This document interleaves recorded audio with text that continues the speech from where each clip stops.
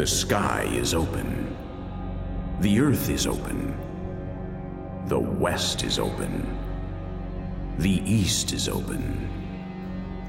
The south half of the sky opens. The north half of the sky opens.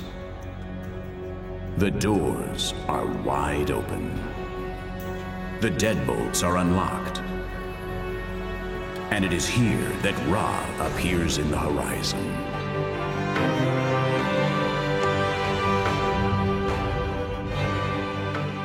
This litany allowed the already purified deceased to accompany Ra in his solar barge as he traveled the firmament in search of the sun god. It belongs to the most popular of the sacred texts of ancient Egypt, the Peri Emru, the Book of Coming Forth by Day, more famously known as the Book of the Dead. Those texts were written 1,500 years before Christ, at the beginning of what was called the New Empire, a time when ancient Egypt reached its maximum splendor. But in fact, they originated from older texts. The Book of the Dead is a recompilation of several funerary writings that the ancient Egyptians had already started to carve in tombs and temples 5,000 years ago.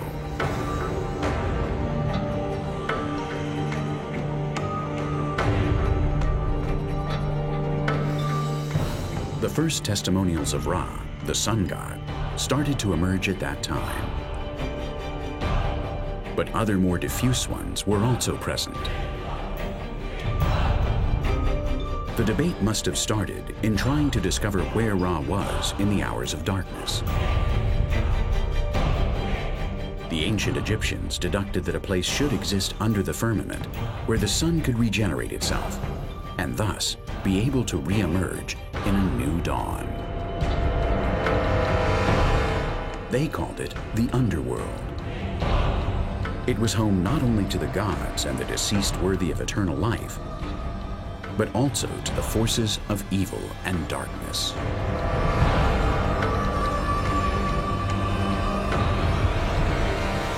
It's the eternal struggle between good and evil, light and darkness, life and death. Opposing principles that cannot exist one without the other.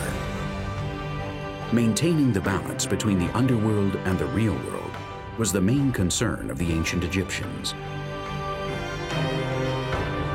A disruption of that harmony would destroy their existence and subsequently their greatest ambition, eternity.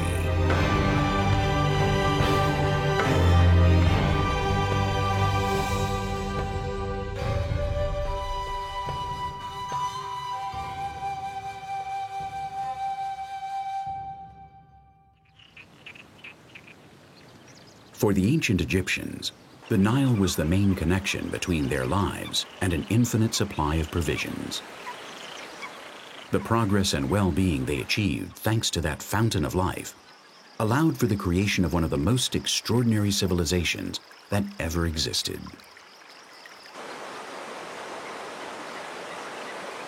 But its waters hid an underworld of darkness and mystery for its first settlers. The Nile was one of the spiritual paths that combined life and death, the real world and the underworld.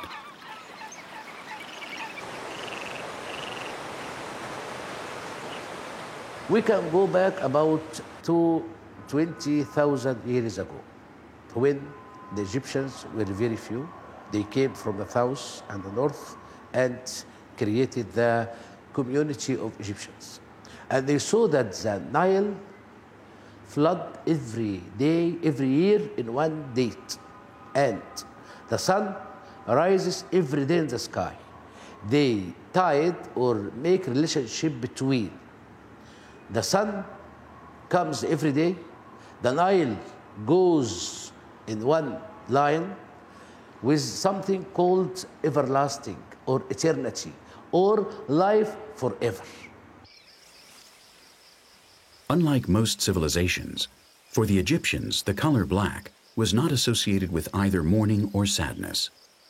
Instead, it symbolized the power of regeneration. For them, it was a miracle that year after year, the Nile's black mud fertilized their lands, following its annual floods. When those floods occur, they leave behind a fertile land called the Kemet. In fact, Kemet was the name given to Egypt by the ancient Egyptians. It's a very fertile land in which the Egyptians could farm their crops and live in. Even today, 90% of Egypt's population lives around the Nile, which is the provider of those crops. They didn't limit their observation to the sacred river. They noticed that every year before the floods, a star would appear in the firmament.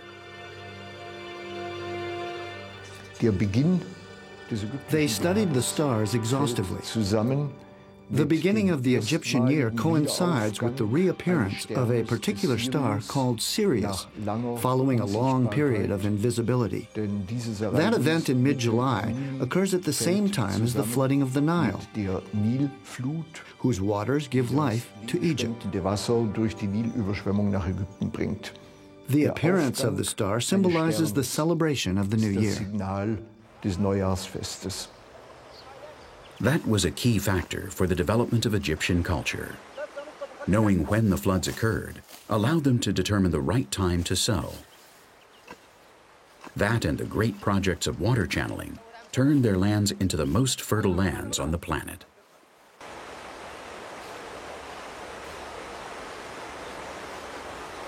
The main application of that knowledge was the development of the first and most perfect calendar ever made in ancient times, and which is still the basis for the one we handle today.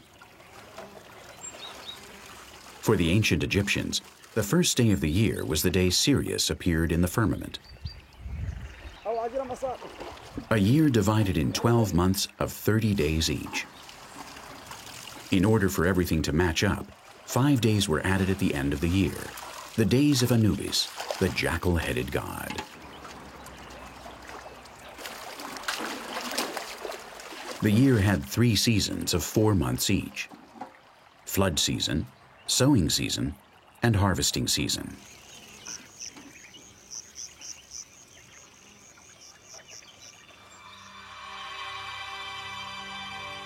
Two stellar phenomena have been proven to set the rhythm of the Egyptians' life. The journey of the sun god Ra, that ensured both the renewal of the days and the balance between the two worlds, and the miracle of the annual flooding of the Nile, thanks to the apparition of the goddess Sotis, the Sirius star.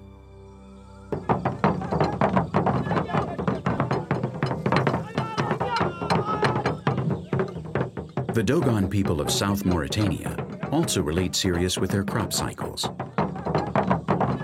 This dance belongs to Bulu, a ceremony to favor the fertility of the land before the first rains. Most civilizations have personified in supernatural entities the powers of creation and the forces of nature responsible for their survival. And all of them have tried to communicate with their gods or even transport themselves to the place where they live.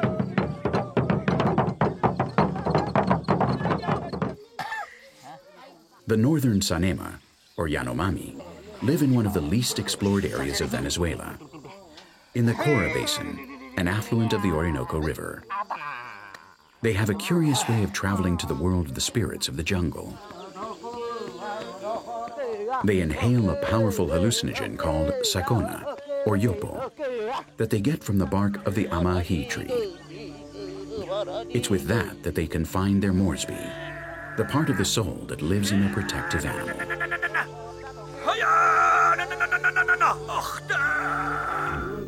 Like the Yanomami, many of New Guinea's people believe in supernatural entities that live in the jungle. The Asaro live in the highlands near the border with Indonesia. Known as the Clay Men, the Asaro have long since taken advantage of those beliefs, changing into spirits to defend themselves against their enemies.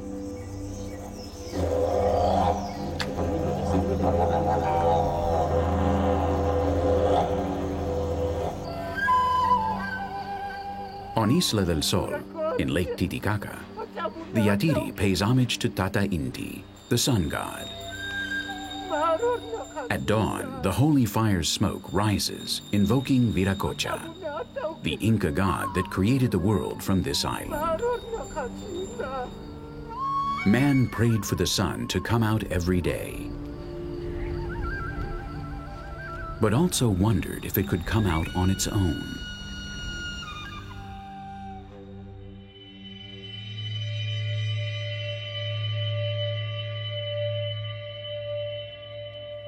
The ancient Egyptians believed that no sky, earth, gods, men, animals, or plants existed before creation. There was only an immense void they called none that contained Atum, the beginning of all things. In the 19th century, a curious papyrus was found in the excavations of ancient Thebes, in which Ra himself describes his own creation. It was I that came into existence, like Jepri. When I came into existence, being came into existence. And all beings came into existence after I came into existence. The Bremner Rhind Papyrus and the primitive texts of the pyramids were the first representations of the Egyptians on the world's creation and the origins of the gods.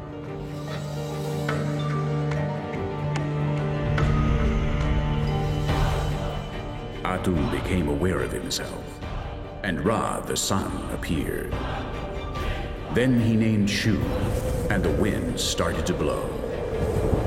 Afterwards, he called out Tefnut, and it started to rain. Shu and Tefnut had two children, Geb, the earth, and Nut, the sky. Since Geb and Nut got married, Nut is always over Geb, the sky over the earth. The stars were born from their union. Geb and Nut begot Osiris, Isis, Seth, and Nephthys, and they spawned the multitudes that inhabit this land.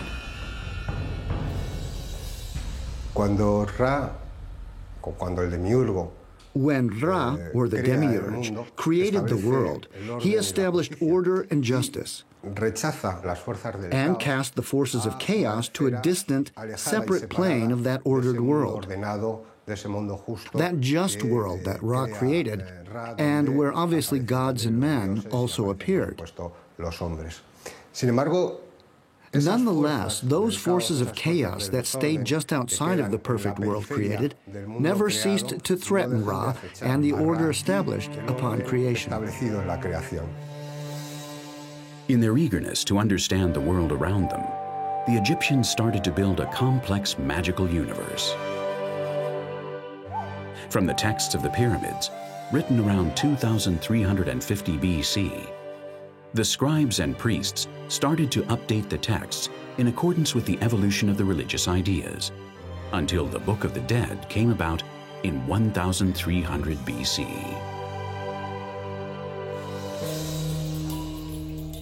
"200 years earlier, however, they thought they had solved the enigma of Ra.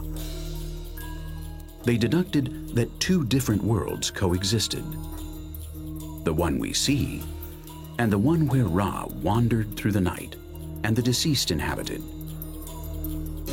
a mysterious place they called the underworld.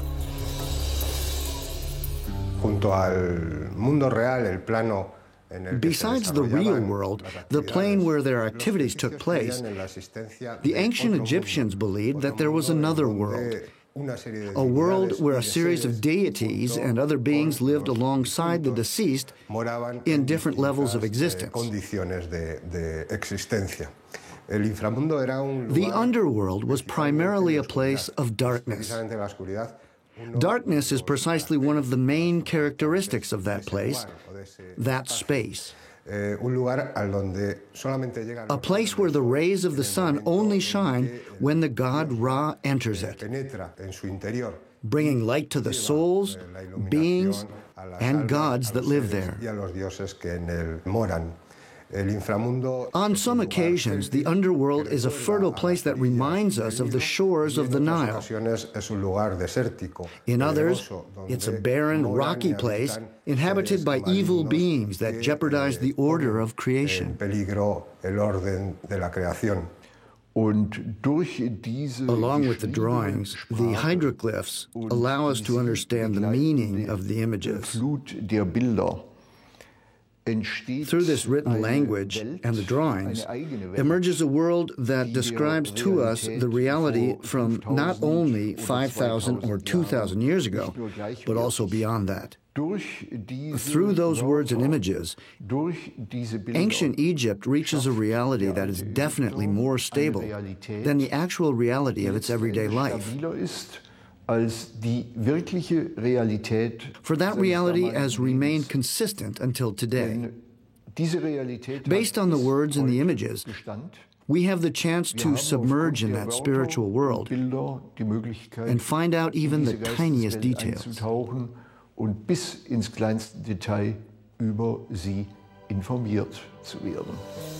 The first depictions of the enigmatic underworld are present in the tomb of Thutmose I, a pharaoh of the 18th dynasty, around 1500 BC.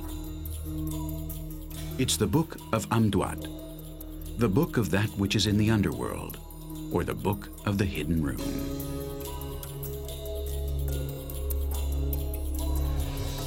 The way they imagined the underworld boggles the imagination.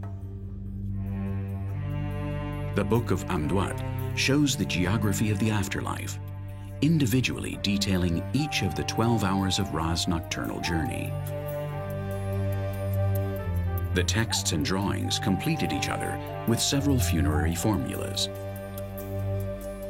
Those formulas' main purpose was to help the pharaoh to transform himself in his journey alongside the sun and attain with Ra his daily resurrection.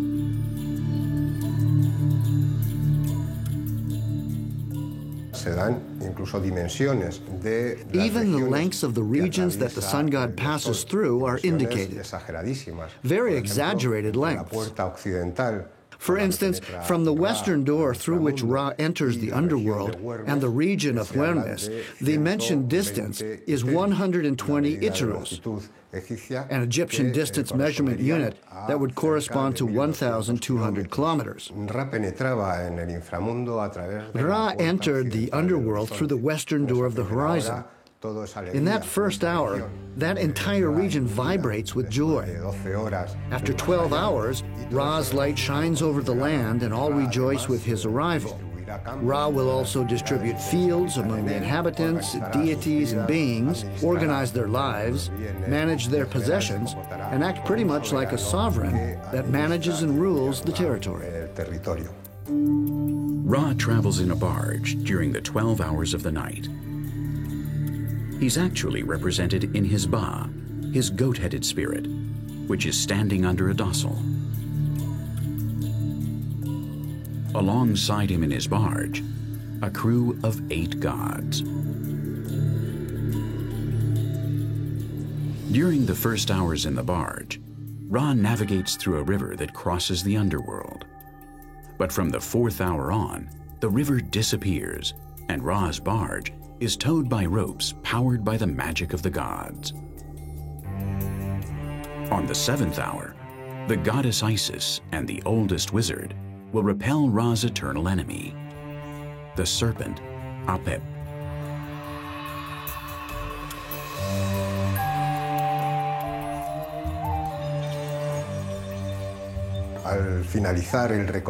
At the end of the journey, and with Ra's regeneration completed, the sun god, no longer as Ba,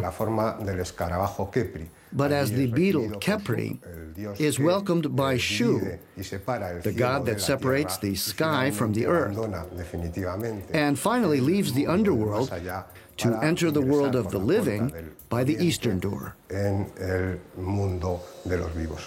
It's difficult to know what Egyptians understood by God. Up until recently, we've tried to explain Egyptian mythology using our own religious concepts and way of thinking, and that was a mistake. The main error was not to differentiate between the written language, hieroglyphs and drawings, and the oral language, which was the most important one.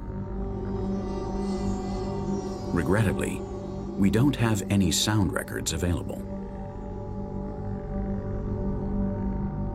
During more than 3,000 years, the Egyptians developed and perfected their cosmology. But their biggest obsession was to implore the gods to ensure eternity by overcoming the earthly death.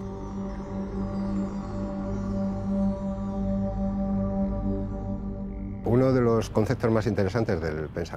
the most interesting concepts of the Egyptians' religious ideology was Maat. Maat is order, justice, truth. It's usually represented as a feminine deity with an ostrich feather. But Maat is actually order, just as it was established by the Demiurge, or Ra, in the moment of creation. Ancient Egypt was a mythological world in which its inhabitants feared to lose cosmic order. For that would lead them to the primeval chaos and prevent them from achieving their eternal destiny in the magic world of the gods. But in order to maintain the balance between those two worlds and be able to travel between them, they had to use the same tool the gods used: magic.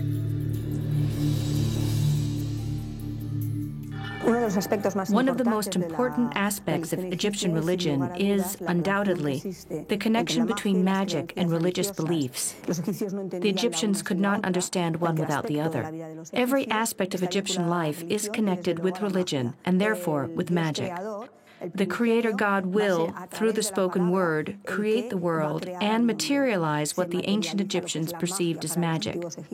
Whenever they didn't understand some thing or action that had happened, they would always resort to magic because they couldn't comprehend a supernatural event that wasn't related with their earthly lives. The important thing was that those texts and rituals that can be found in the texts of the pyramids and later in the texts of the sarcophagus were said out loud. That's the importance of the spoken word. The only way for magic to really be understood and materialized is through the spoken word. The ones in charge of performing magic were the great wizard, the pharaoh, and the priests. But communication with the gods was limited to the only mortal that possessed the magic powers needed: the living god, the pharaoh. I Musermatre Satapenre, Ramses Meriamun. I come from Ra and was created by my father, Menmatre.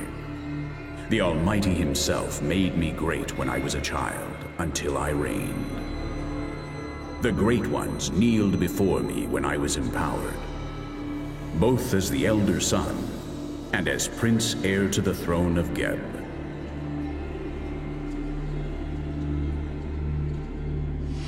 Twice a year, and thanks to the location of the temple of Ramses II, the sun illuminates the little sanctuary. The king is illuminated by Amun and Ra, the two divine forms that pass on to the sovereign the light he needs to preserve his divine nature. The temples were one of the possible connections between the real world and the world of the gods. The other one was, of course, the tombs and funeral temples. The rituals and the magical ceremonies had to take place in a space where they could communicate with the gods. A place where the god's material self could be smothered with attentions and worshipped. An Egyptian temple was not a place where the believers went to communicate with their god or pray to him, as it happens in a Christian church or a Muslim mosque. It was the sacred home of the gods. Access to the temple was completely off-limits to the common people, who could only enter the first courtyard. The rest of it was reserved to the priests and, of course, the pharaoh. Although the pharaoh was the one in charge of maintaining the universal order and the cult to the gods, the offerings made in the temples actually had to be made by another type of person: delegates of the pharaoh.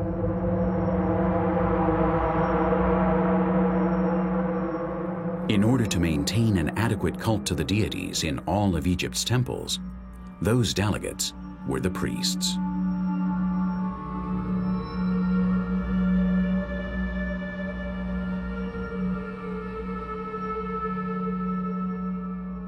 The most important ceremonies and rituals that took place in the Egyptian temples were carried out in this chapel, in the Sancta Sanctorum of each temple, the most recondite and secret place of the cultural building.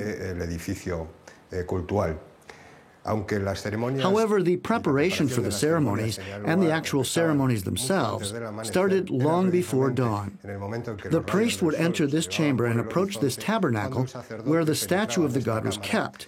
In the precise moment, the sun rays would rise in the horizon.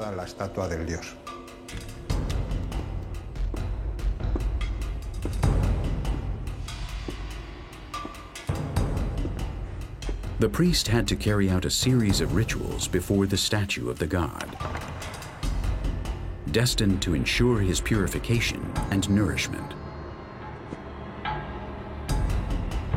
Every day, the clothes and foods of the divine statues were replaced. After the ceremonies were over, the doors of the sanctuary were closed, and the priest would leave the place once all ceremonial proceedings were concluded.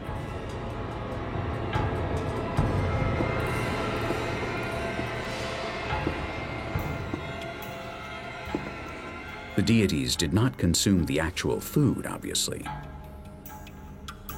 They would take its immaterial part, its essence, which was the basis of their nourishment. That food was taken out at the end of the day and divided among the temple's personnel. The earthly homes of the gods, the Hutnecher, as the ancient Egyptians called them, should be designed and built in order to allow a perfect connection with their divine dwellings.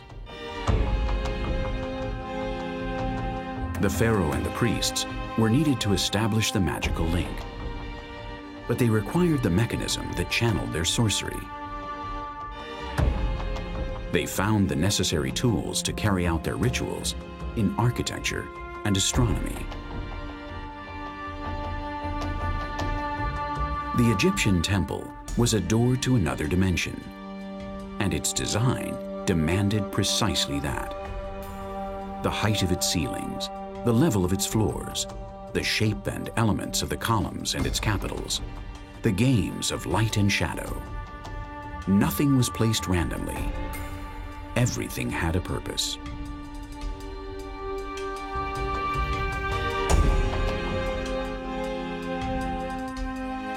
Being a divine residence, it should be eternal. Therefore, its placement, direction, and building materials had to be carefully chosen to that end. At first, mud was used, but soon enough, more durable materials started to be used, and that entailed long journeys to get them. The builders didn't limit themselves to creating a home for the gods. The Egyptian temple was also a representation of the world and the cosmos.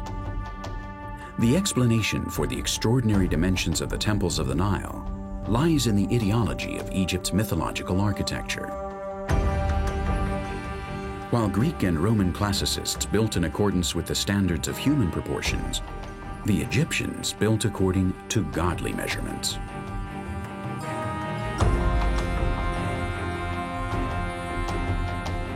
As we already know, their primary purpose was to worship the gods in name of the pharaoh, to beg them mainly for two fundamental things: the perpetual regeneration of Ma'at, the universal order, and the timely flooding of the Nile that made the fertility of the fields possible.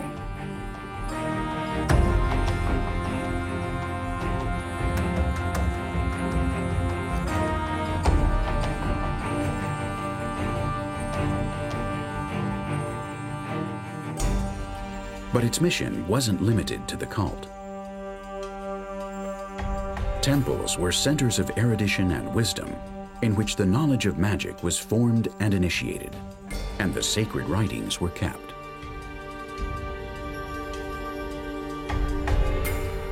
The Egyptians' way of life depended greatly on the priests. The measurement of time, the calendars, the festivities, and the worshiping of the gods were decided and planned inside the temples. In all those acts, the gods were invoked through magic. It was the way to establish the connection between the celestial dimension and the earthly world.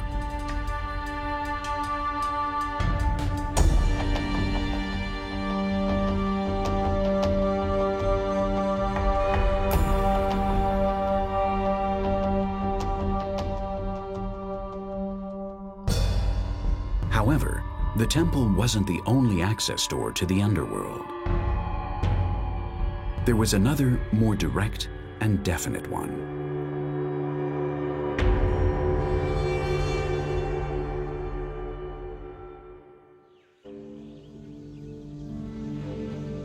At the eastern end of Papua New Guinea, there's a tenebrous place the natives call the Sacred Rock. From high above, the Kukukuku's mummies watch over this people of fearsome warriors.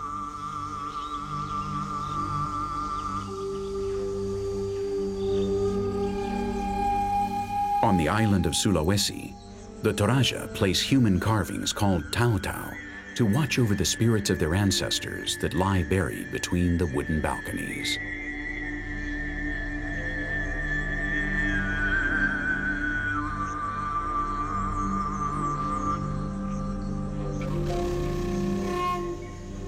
Man didn't settle for obtaining the approval of the gods.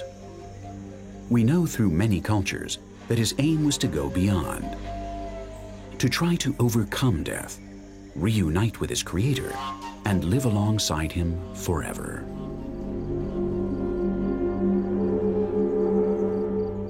In Peru, two cultures emulated the Egyptians' funerary formulas. 2,000 years ago, the Moche culture buried their leaders in pyramids with numerous objects and food to ensure their existence in the afterlife. Hundreds of years later, the Chachapoyas that lived in the surprising stone fortress of Cuelap mummified their dead. To preserve them, they would first empty them and then seal them. They would bury them in several layers of cloth that they would later adorn with traits of the deceased. The purpose was the same. The body had to be preserved so that its immaterial form could live in the afterlife.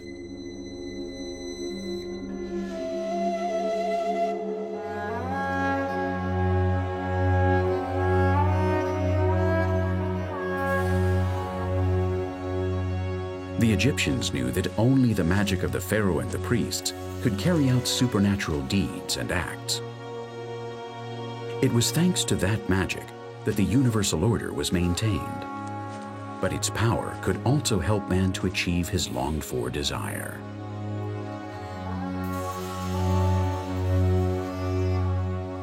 The deceased had to be able to reach the world of the gods.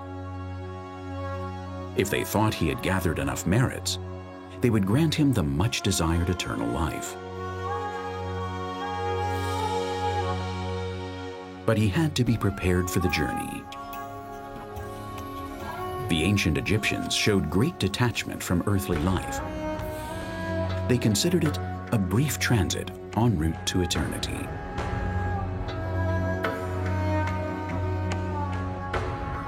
Now we can say that the most important thing for them, that the life after death, not the real life. Real life was just temporary life for go to heaven, for the life after death. In order for that to be possible, the human being had to be prepared for that transit. Therefore, the Egyptians deducted that the human body had to be made up by elements that would adapt to both worlds, some material and others immaterial.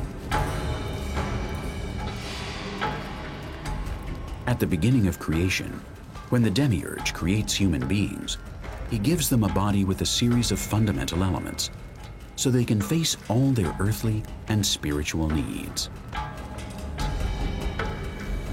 Das, was wir heute vielleicht die psychosomatische Befindlichkeit, what we nowadays call the psychosomatic state, was referred to in ancient Egypt through several terms. Begriffe aufgegliedert. Da gibt es den First there was a Ka, da gibt es den and then a Ba, da gibt es eine Wesenheit, and there's an entity called Ach. Die eine ist stärker. Some mit of them dem are connected to the physical survival after death, Die andere mit der and others to the immortality of the soul. Vorstellungen, die so komplex sind. They're complex visions that differ greatly from our Western line of thought, in which we like everything to have its precise name. Alles sehr klar und präzise benennen möchte. The idea of mummification was the same as that of the divine statues in the temples. The statue served as material support to the worshipped god and was a link between the two planes of existence. In order to establish communication, his other material self had to be present. Following that criteria, the Egyptians considered that the earthly body also had to be preserved eternally by that process in order for the spiritual body to ensure its eternity in paradise.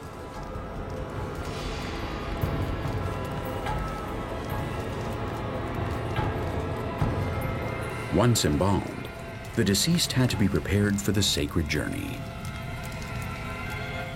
Im Zusammenhang der Bestattungszeremonien, wie sie in vielen Gräbern, In what concerns the burial ceremonies, Papyri dargestellt, as they are described in many tombs and gibt papyruses, es als eine der zentralen Handlungen die a crucial sogenannte act is what is called the opening of the Ein mouth. Priester öffnet The priest symbolically opens the mummified deceased's eyes, den Mund des nose and mumifizierten mouth, Verstorbenen, reviving his senses. auf diese Weise die Funktionsfähigkeit The der deceased can once again see, Der Verstorbene smell, beginnt wieder zu sehen, breathe, zu riechen and talk. und zu atmen und zu sprechen und bekommt dadurch die volle Funktionsfähigkeit, ja eine Funktionsfähigkeit, die über die Zeit He regains the ability to use the senses beyond the earthly life, eines irdischen Lebens hinausgeht,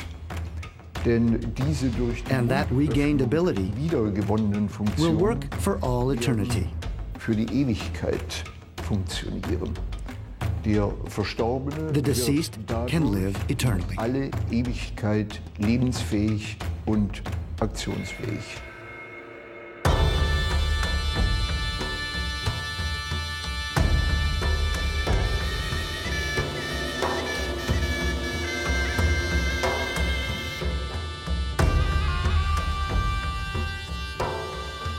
The ceremony would take place in the first courtyard of the tomb, where a series of purification rituals were carried out.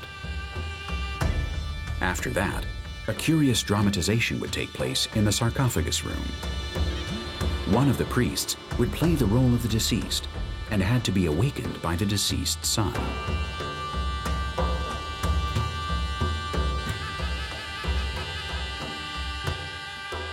Some interesting ritual instruments were used in the shape of adzes, knives, and cotton swabs. They would be taken to the mouth, eyes, ears, and other vital parts of the deceased in order to revive his capacities in the afterlife.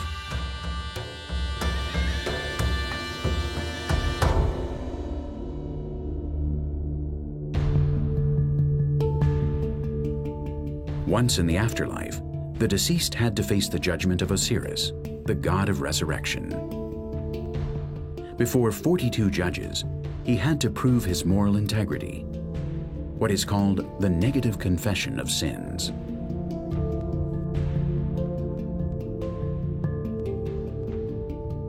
During his life, but after the death, he needs only Osiris to be fair, to be a very good person in front of Osiris and telling him that I was a very good man, I didn't steal, I was not thief, I was fair man, I work with my hands, I feed the poor people, and Osiris will say, okay, go to heaven. That's the thoughts of ancient Egyptians written in so-called Egyptian Book of the Dead.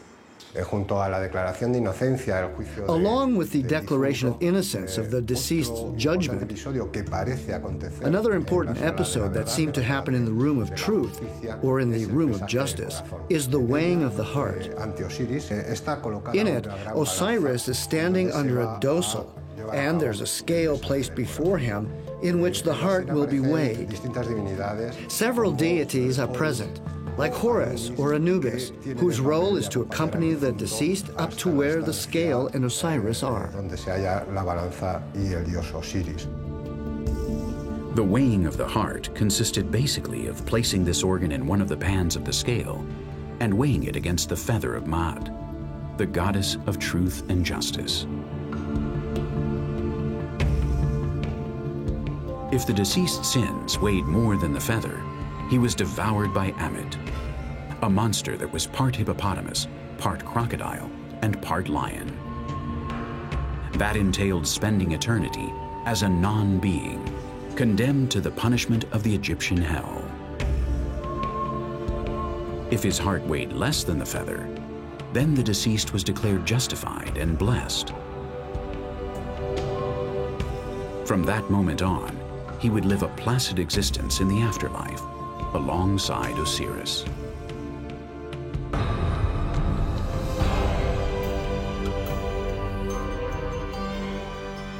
The magnificent constructions that we see today along the valley of the Nile have undoubtedly achieved the purpose of their creators. The ancient settlers of Egypt loved the earthly life's beauty, but only as a brief transit en route to the true immortal existence.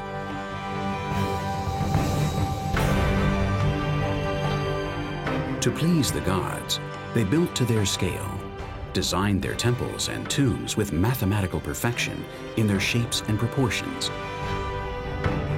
and aligned their contours with the sun and other heavenly bodies.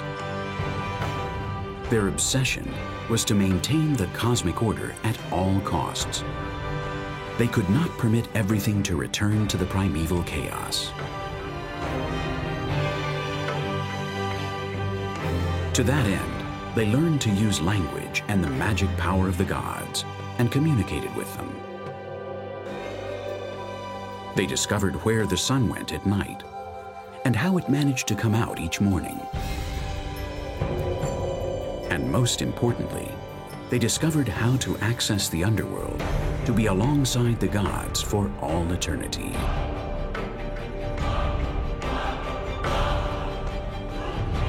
Magic, science, and religion represent the nature of man, his way to reveal himself before the terror of nothingness, the struggle to penetrate the mysteries of his own existence and those of the universe.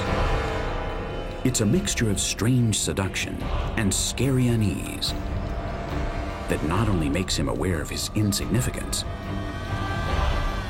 but also allows him to feel proud of his humble human condition.